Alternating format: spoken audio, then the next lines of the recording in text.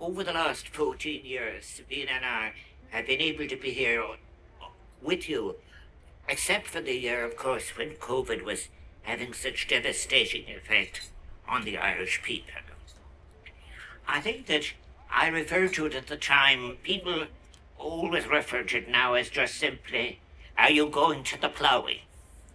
And I think that what has been very impressive, as I have just said, is that I see young people, and they're moving with such energy, dressed in their own way. They have their own version of what is rural Ireland and what is their own version of it. And I have to say that over the last 14 years, in all of those conversations, it has really confirmed my belief that there is a very profound ethical sense among our young people, interested in science being applied in the right way.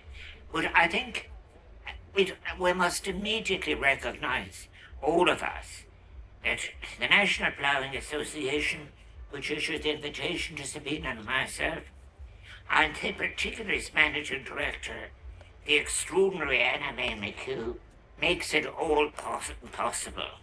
And you'll notice as well, we will notice even after the 14 years, and that while different elements that were there some years ago, new elements are continued being added. And that is, I think, wonderful.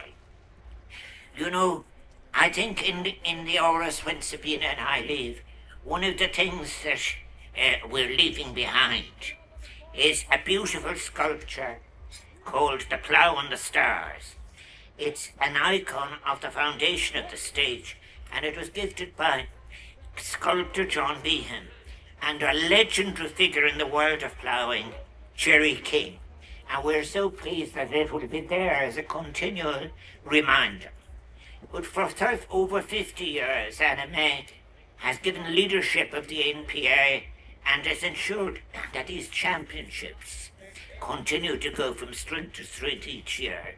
Tris Liam Liv, my congratulations to you all and to everybody who has been involved and supported in making it all possible.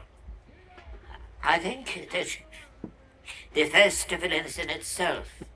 You know, last year people were saying it was just short of 250,000, and all the indications are the people reading the weather forecast accurately and the rest of it, that is going to go way past this fat figure this year, and I so wish it were. I think I have already been down to see my friends that I looked at from the very, very beginning, men looking after the people with their matched pair of horses for the ploughing. I think so. What is interesting to me, I must say, and I think to everyone really, is the relationship between the ploughman and the horses, and the care and the love that they have for that. And that is something that must never be lost in Ireland, the love of animals. And in fact, that's something that I just think it's just so important. When I think about it as well, I think that the skill in ploughing is a core aspect of the ploughing itself. I should think I mentioned one year I came here with my grandfather's family of 7, 5 of them emigrated to Australia.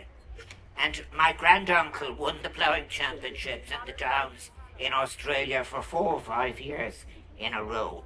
And in fact drove the first steam plough in Australia.